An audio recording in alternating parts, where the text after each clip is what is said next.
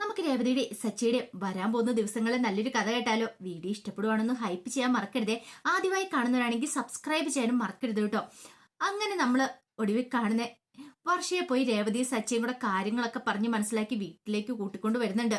കാരണം ഒരു കാരണവശാലും ഈ വെഡിങ് ആനിവേഴ്സറി ഫംഗ്ഷൻ മുടങ്ങാനായിട്ട് പാടില്ല. അങ്ങനെ വർഷം നല്ല സുന്ദരി കുട്ടിയായിട്ട് ഒരുങ്ങിയിട്ടാണ് ഫംഗ്ഷൻ നടക്കുന്ന ഹാളിലേക്ക് വരുന്നത്. അപ്പൊ വർഷയ്ക്ക് ഒരു തെറ്റിദ്ധാരണ ഉണ്ടായിരുന്നു, പ്രിയവായിട്ട് ഇനിയിപ്പം എന്തെങ്കിലും അടുപ്പം കാര്യങ്ങളൊക്കെ ശ്രീകാന്തിനുണ്ടോന്നുള്ളത്.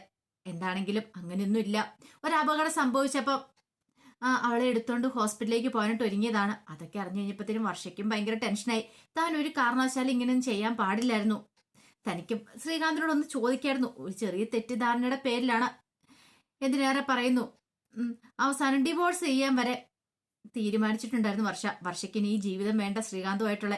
അവൻ തന്നെ ചതിച്ചു എന്നൊരു ചിന്ത. ഇത്രയും നാളും പ്രണയിച്ച് കല്യാണം കഴിച്ച, എന്നിട്ട് ഒരു നിമിഷം വേറൊരു പെണ്ണിനെ കണ്ടു കഴിഞ്ഞപ്പോ പിന്നാലെ അവൻ പോയി. പിന്നെ അവൾക്ക് സഹിക്കാൻ പറ്റുന്നുണ്ടായിരുന്നില്ല. പിന്നീട് സച്ചിൻ രേവതിയൊക്കെയാണ് കാര്യങ്ങളൊക്കെ പറഞ്ഞു മനസ്സിലാക്കുന്നത്. അങ്ങനെയൊന്നും അല്ല, അവന്റെ മനസ്സിൽ ഇപ്പോഴും നീ മാത്രമേ ഉള്ളൂ വർഷേ, അല്ലാതെ വേറെ ആരുമില്ല. അങ്ങനെയൊന്നും ശ്രീകാന്തിന് മാറാൻ പറ്റത്തില്ല എന്നൊക്കെ പറഞ്ഞിട്ടാണ് വർഷയെ കൂട്ടിക്കൊണ്ട് വരുന്നത്. വർഷയ്ക്കും ഭയങ്കര സങ്കടമായിരുന്നു. ഈ സമയത്ത് വർഷയെ ഒന്നും കാണാതെ വന്നിപ്പോ ഭയങ്കര ടെൻഷനിലായിപ്പോയി ശ്രീകാന്ത്. ഇനിയിപ്പം ഫംഗ്ഷൻ മുടങ്ങുമോ, എല്ലാവരുടെയും മുന്നിൽ താൻ എന്തു പറയും?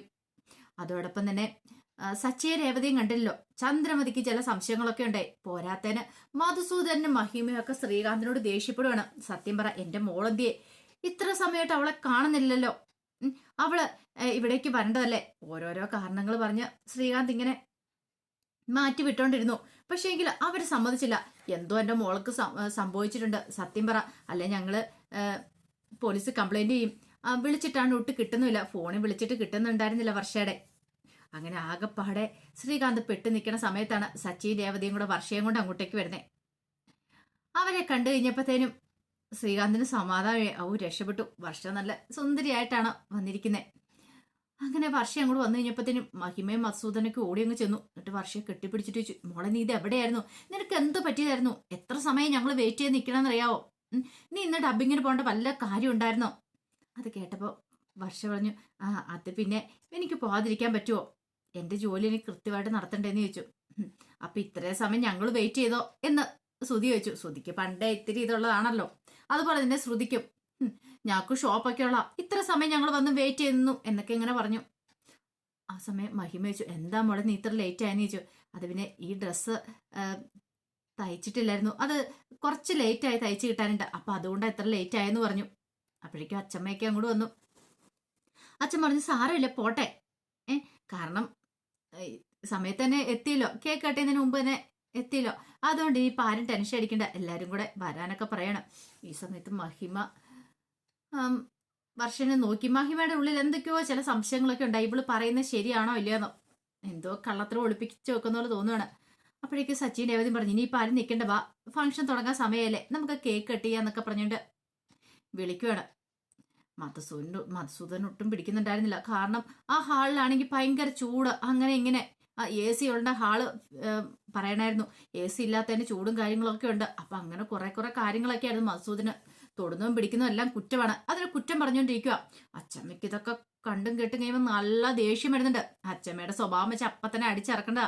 പിന്നെ വർഷയുടെ അച്ഛനും അമ്മയാണല്ലോ എന്ന് കരുതിയിട്ട് മാത്രം സഹിച്ച് ക്ഷമിച്ച് മുന്നോട്ട് പോന്നെ. ഒരു ഫംഗ്ഷൻ ആണല്ലോ, തങ്ങൾ വിളിച്ചേക്കുന്നതാണ്, ശ്രീകാന്ത് വിളിച്ചിരിക്കുന്നതാണ് അവരെ. അപ്പൊ പിന്നെ അവരെ അപമാനിച്ചു വിടുന്നത് ശരിയല്ലല്ലോ. അപ്പൊ അതുകൊണ്ട് മാത്രം അച്ഛമ്മയൊന്നും മിണ്ടിയില്ല. പക്ഷെ അച്ഛമ്മ ഇങ്ങനെ ആകെപ്പാടെ പെരുത്ത് നിൽക്കുമായിരുന്നു. അവരുടെ സ്വഭാവം കണ്ടിട്ട് അവരെന്തോ വലിയ വീട്ടിലെ ആൾക്കാരാ, അവർക്ക് ഇതൊന്നും ഒട്ടും അഡ്ജസ്റ്റ് ചെയ്യാൻ പറ്റുന്നില്ല എന്നൊരു ചിന്ത അവരുടെ. അതൊന്നും മാറ്റി കൊടുക്കണം. അച്ഛമ്മയ്ക്ക് സഹിക്കാൻ പറ്റുന്നതിലപ്പുറം കുറേയൊക്കെ അച്ഛമ്മ സഹിക്കും. പിന്നെ അച്ഛമ്മയുടെ സ്വഭാവം അറിയാലോ, അച്ഛമ്മ പൊട്ടിത്തെറിക്കുക തന്നെ ചെയ്യും. അങ്ങനെ ഒടുവില് കേക്ക് കെട്ടിയാനായിട്ട് ഒരുങ്ങണവര്. അങ്ങനെ എല്ലാവരും കൂടെ വെഡിങ് ആനിവേഴ്സറി വിഷസ് ഒക്കെ പറഞ്ഞ് രണ്ടുപേരും കൂടെ പക്ഷേ ശ്രീകാന്തും കൂടെ കേക്ക് കട്ട് ചെയ്ത് പരസ്പരം കൊടുക്കുകയാണ്. അതിനുശേഷം എല്ലാവർക്കും കേക്കും കാര്യങ്ങളൊക്കെ കൊടുത്തു. അതിന് പിന്നീട് ഗിഫ്റ്റ് ഒക്കെ കൊണ്ടു കൊടുക്കുകയാണ്. അങ്ങനെ എല്ലാവരും ഓരോ ഗിഫ്റ്റ് ഒക്കെ കൊടുത്തു. ആ സമയത്ത് വില കൂടിയ ഗിഫ്റ്റാണ് മധുസൂദനും മഹിമയും കൂടെ കൊടുത്തത്. ഡയമണ്ട് ഒക്കെയാണ് കൊണ്ടേ കൊടുത്തത്. ഒരു ചെറിയൊരു കുഞ്ഞിന് ബോക്സിന് ഡയമണ്ട് ആയിരുന്നു കൊണ്ടേ കൊടുത്തത്. അങ്ങനെ അതെല്ലാം കൊണ്ടേ കൊടുത്തു. അതൊന്നും പൊട്ടിച്ചു നോക്കാനായിട്ട് പോയില്ല വർഷ. പക്ഷേ എങ്കില് ഇത്തിരി കഴിഞ്ഞ് കഴിഞ്ഞപ്പോഴത്തേനും മധുസൂദന് ഇപ്പുറത്ത് വന്ന് ഫോൺ വിളിച്ചോണ്ട് മാറി നിൽക്കുകയാണ്. ആ സമയമാണ് രവീന്ദ്രൻ വരുന്നത്. രവീന്ദ്രനെ കണ്ടു കഴിഞ്ഞപ്പോൾ മധുസൂദനൻ പറഞ്ഞു, അല്ല, നിങ്ങളുടെ മകന്റെ മരുമോളുടെ വെഡിങ് ആനിവേഴ്സറി അല്ലേ, എന്താ രവീന്ദ്ര നിങ്ങൾ ഗിഫ്റ്റ് കൊടുത്ത എന്താന്നൊക്കെ ചോദിച്ചു. അപ്പോഴേക്ക് രവീന്ദ്രൻ പറഞ്ഞു, അതെ, എനിക്ക് വലുതായിട്ടൊന്നും കൊടുക്കാൻ പറ്റില്ല, എന്നെ കൊണ്ട് പറ്റുന്ന രീതിയിൽ ഞാനൊരു ചെറിയ ഗിഫ്റ്റ് കൊടുത്തിട്ടുണ്ടെന്ന് പറഞ്ഞു. അത് കേട്ട് ഞാൻ മധുസൂദനൻ പറഞ്ഞു, ഓ, അല്ലേലും ഒരു റിട്ടയർ KSRTC ഡ്രൈവർക്ക് എന്ത് ഗിഫ്റ്റ് കൊടുക്കാൻ പറ്റട്ടെ, പെൻഷൻ തുക സ്വരൂപിച്ച് വെച്ചാൽ പോലും ജീവിതം മുന്നോട്ട് കൊണ്ടുപോകാൻ പറ്റാത്തൊരു സാഹചര്യമല്ലേ, പിന്നെ എങ്ങനെയാന്നൊക്കെ ചോദിച്ചിരുമ്പോൾ അതിൽ കളിയാക്കുന്ന രീതിയിലുള്ള സംസാരം. ഈ സമയത്താണ് അച്ചമ്മ അങ്ങോട്ടേക്ക് വരുന്നത്. അച്ചമ്മ ഇത് കേട്ടു. അച്ചമ്മയ്ക്ക് ദേഷ്യം വന്നു. അപ്പോഴേക്ക് രവീന്ദ്രൻ പറഞ്ഞു, ആയിക്കോട്ടെ, എന്താണെങ്കിലും മധുസൂദനൻ നല്ല രീതിയിൽ തന്നെ കൊടുത്തു കാണുമല്ലോ, എന്നിട്ടൊരു ചെറിയ ഗിഫ്റ്റ് ആണല്ലോ കൊണ്ടേ കൊടുക്കുന്ന കണ്ടേന്ന് പറഞ്ഞു. ഓ, അത് ചെറുതൊന്നും അല്ല, അത് ഡയമണ്ടാ കൊണ്ടേ കൊടുത്തേ, ഞാൻ ഒന്നാമത്തെ ഡയമണ്ടാ കൊണ്ടേ കൊടുത്ത, നിങ്ങളോ എന്ന് ചോദിച്ചു. അത് കേട്ടപ്പോൾ രവീന്ദ്രൻ അങ്ങോട്ട് പറഞ്ഞു കയറി. രവീന്ദ്രൻ കൂടുതലൊന്നും പറയാൻ പോയില്ല. രവീന്ദ്രൻ മിണ്ടാതെ അങ്ങോട്ട് പോയി. അച്ചമ്മയ്ക്ക് ദേഷ്യമായി. ഇവനിട്ട് എങ്ങനെയെങ്കിലും ഒരു പണി കൊടുക്കണമല്ലോ, ഇങ്ങനെ വെറുതെ വിട്ടിട്ട് കാര്യമില്ലല്ലോ, എന്നാ കാണിച്ചു കൊടുക്കാം എന്ന് എത്തിയിട്ട് അച്ചമ്മ അങ്ങോട്ട് വന്നു. ഫോണൊക്കെ വിളിച്ച് ആസ്വദിച്ച് നിൽക്കുവാണ് മധുസൂദന്. അച്ചമ്മയ്ക്കപ്പം കുറച്ച് കളരി മർമ്മവും കാര്യങ്ങളൊക്കെ അറിയാം. അച്ചമ്മ അങ്ങോട്ട് അവൻ്റെ വിരലെടുത്തിട്ട് 2 കുത്തായിരുന്നു അവൻ്റെ കഴുത്തിനിട്ട്. ഒരു നിമിഷം പെടൽ വെട്ടി പോലെ ഇങ്ങനെ നിന്ന് സ്റ്റക്കായിട്ട് നിൽക്കുവാണ് മധുസൂദന്. എന്ത് ചെയ്യേണ്ടതെന്നറിയത്തില്ല. കഴുത്തൊന്നും തിരിക്കാൻ പോലും പറ്റില്ല. അച്ഛൻ പറഞ്ഞു, വന്നപ്പോ തൊട്ടേ ശ്രദ്ധിക്കുന്ന എന്റെ അഭ്യാസം, കുറച്ച് സമയം അവിടെ അങ്ങോട്ട് നിൽക്കാൻ പറഞ്ഞു. ഇത് കണ്ടാണ് ആ സച്ചി അങ്ങോട്ടേക്ക് വരുന്നത്. സച്ചി പോലും അന്തം വിട്ടുപോയി. അച്ഛമ്മ ആള് കൊള്ളാലോ, പുലിയാണല്ലോ എന്ന്. പിന്നീട് അച്ഛമ്മ അങ്ങോട്ട് തിരിഞ്ഞു പോകുമ്പോഴത്തേനും സച്ചി പിന്നാലെ വന്നിട്ട് പറഞ്ഞു, അച്ഛമ്മ അത് കൊള്ളാലോ വിദ്യ, അതെന്നെയും കൂടെ ഒന്ന് പഠിപ്പിക്കുമെന്ന് ചോദിച്ചു. അതെ, തൽക്കാലത്തേക്ക് നിന്നെ പഠിപ്പിക്കുന്നില്ല, പഠിപ്പിക്കേണ്ട വേറൊരാളുണ്ട്. അതാരാ അച്ഛമ്മ അത്? അതെ, രേവതിയാന്ന് പറഞ്ഞു. രേവതിയോ? അവളെ പഠിപ്പിക്കാനോ? എന്റെ പൊന്നേ, അതിൻ്റെ കൂടെ ഒരു കുറവുള്ളൂ എൻ്റെ അച്ഛമ്മേ. അതെങ്ങാനും പഠിപ്പിച്ചു വിട്ടിട്ടുണ്ടെങ്കിൽ പിന്നെ അവൾ എന്നെ വെറുതെ വിടുമെന്ന് തോന്നുന്നുണ്ടോ? ആ സമയം രേവതി അങ്ങോട്ട് വന്നു. രേവതി വന്നു കഴിഞ്ഞപ്പോൾ അച്ഛമ്മ കാര്യങ്ങളൊക്കെ പറയണേ. രേവതി പറഞ്ഞു, അച്ഛമ്മ അങ്ങനെയാണെ എന്നെ പഠിപ്പിച്ചോ, ഞാൻ ഓക്കെയാ. ഇടയ്ക്കിടയ്ക്ക് ഇവിടെ ചിലരൊക്കെ തല പൊക്കുന്നുണ്ട്, അപ്പൊ അവർക്കൊട്ടൊരു പണി കൊടുക്കാൻ പറ്റിയ അവസരമാ, എന്നെ പഠിപ്പിച്ചേക്കാൻ പറഞ്ഞു. സച്ചി പറഞ്ഞു, ദൈവത്തെ ഓർത്ത് അച്ഛമ്മേ, അങ്ങനത്തെ വിദ്യകളൊന്നും പഠിപ്പിച്ചു കൊടുക്കരുത്, അല്ലെങ്കിൽ തന്നെ എനിക്കൊരു സ്വസ്ഥതയും സമാധാനം ഇല്ലെന്ന് പറഞ്ഞു. ഈ സമയം മധുസൂദൻ ഇങ്ങനെ നിൽക്കുക. കുറച്ച് കഴിഞ്ഞപ്പോഴത്തേനും മഹിമ അങ്ങോട്ട് വന്നിട്ട് ചോദിച്ചു, എന്ത് പറ്റി മധുവേട്ടാന്നൊക്കെ ചോദിക്കുകയാണ്. മധുസൂദൻ എന്തേലും പറയാൻ പറ്റുമോ? പെട്ടു നിൽക്കുമല്ലേ, കഴുത്തൊന്നും അനക്കാൻ പറ്റാത്ത അവസ്ഥയിൽ ഇങ്ങനെ നിൽക്കുക. അച്ഛമ്മ അതൊക്കെ കണ്ട് ആസ്വദിച്ച് മാറി നിൽക്കുക. നീ അവിടെ നിൽക്കുക കുറേ സമയം, നിന്റെ അഹങ്കാരം എത്രയെന്ന് വെച്ചാൽ സഹിക്കുന്നേ. അങ്ങനെ എന്തായാലും കുറേ സമയം കഴിഞ്ഞപ്പോൾ അച്ഛമ്മ തന്നെ അതിന് മറുമരുന്ന് ചെയ്യുന്നുണ്ട്. ഒടുവിൽ അവൻ്റെ കഴുത്ത് ശരിയാക്കി കൊടുത്തു മധുസൂദൻ്റെ. പിന്നീട് അച്ഛൻ പറഞ്ഞു, മേലാല് ഇമാതിരി പ്രകടനമായിട്ട് ഇങ്ങോട്ട് വന്നാണ്ടല്ലോ, ഒരു കാര്യം ഞാൻ പറഞ്ഞേക്കാം, നിങ്ങൾക്ക് കുറച്ച് പൈസ ഉണ്ടെന്ന് കരുതിയിട്ട് എൻ്റെ മകനെയും കൊച്ചുമകനെയും ഒക്കെ അധിക്ഷേപിക്കാൻ വന്നാൽ ഞാൻ വെറുതെ വിടില്ല, അതൊന്നും കണ്ടുകൊണ്ട് നിൽക്കാൻ എനിക്ക് പറ്റില്ല എന്ന് പറഞ്ഞു. ശരിക്കും നാണം കിട്ടുപോയി മധുസൂദന്. ഇത്രയൊക്കെയൊന്നും പ്രതീക്ഷിച്ചിട്ടുണ്ടായിരുന്നില്ല. അങ്ങനെ ഫംഗ്ഷനും കാര്യങ്ങളൊക്കെ അതിഗംഭീരമായിട്ട് തന്നെ കഴിഞ്ഞു. അതിനുശേഷം എല്ലാവരും വീട്ടിലേക്ക് തിരികെ വരുന്നുണ്ട്.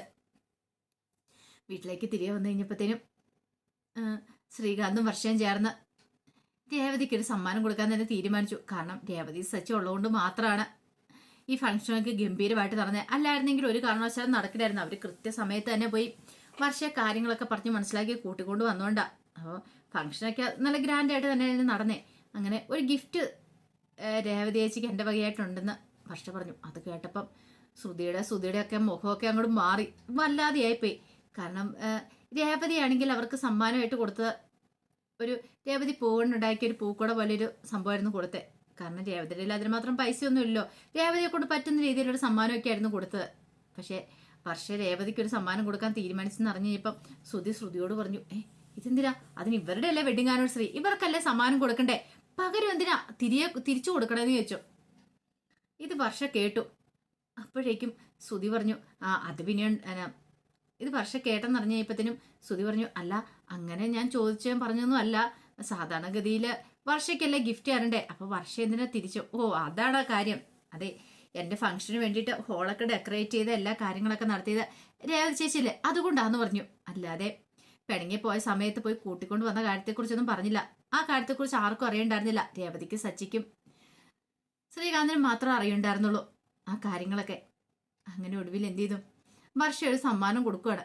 ആ സമ്മാനം രേവതി കിട്ടിക്കഴിഞ്ഞപ്പോൾ രേവതി പറഞ്ഞു, വേണ്ടിയിരുന്നില്ല വർഷേ, എനിക്ക് സമ്മാനത്തിൻ്റെ ഒന്നും ആവശ്യമില്ല, ഇതൊന്നും പ്രതീക്ഷിച്ചല്ല ഞാൻ സച്ചിയാണ് ഓരോ കാര്യങ്ങൾ ചെയ്യുന്നതെന്ന് പറഞ്ഞു. അതറിയാം, കാരണം ആ ഫംഗ്ഷന്റെ സമയത്താണെങ്കിലും രേവതിയും സച്ചിയൊക്കെ പുഴുത്തിയാണ് വർഷം സംസാരിച്ചത്. കാരണം എനിക്ക് കിട്ടാവുന്ന വെച്ച ഏറ്റവും നല്ലൊരു ബന്ധമാണ് രേവതി എടുത്തിയുടെ സച്ചേൻ്റെ. കാരണം എനിക്ക് എൻ്റെ ചേച്ചിയാണ്, സ്വന്തം ചേച്ചി ഇല്ലാത്തതിൻ്റെ കുറവ് രേവതി ചേച്ചി നികത്തുന്നുണ്ട്. അതുപോലെ തന്നെ സച്ചിനെ കുറിച്ച് നല്ല അഭിപ്രായം തന്നെ പറഞ്ഞു. വന്നു കഴിഞ്ഞപ്പോൾ എനിക്ക് അത്ര ഇഷ്ടപ്പെടുന്നുണ്ടായിരുന്നില്ല സച്ചേൻ്റെ സ്വഭാവം. പക്ഷെ ഇപ്പോഴങ്ങനെയല്ല. സച്ചേൺ ആരാ എന്താണെന്നൊക്കെ എനിക്കറിയാം.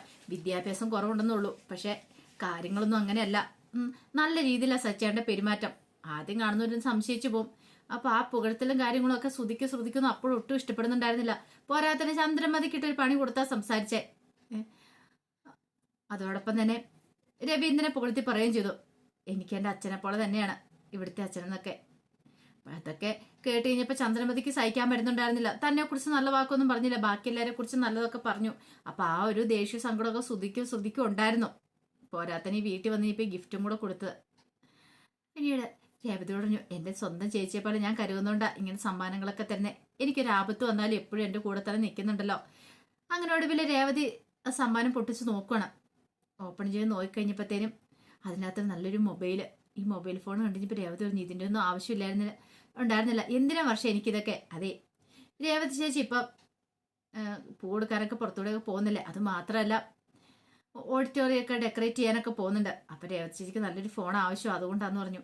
അപ്പോഴേക്ക് ചന്ദ്രമതി പറഞ്ഞു, പിന്നെ പൂ കെട്ടാൻ പോകുന്നവൾക്ക് ഇത്ര നല്ല ഫോണിൻ്റെ ആവശ്യമുണ്ടോ? അത് ഫോൺ വെച്ചല്ലോ ഇവിടെ പൂ കെട്ടുന്നേ, കൈ വെച്ചല്ലെന്നൊക്കെ ചോദിച്ച് കളിയാക്കുവാണ്.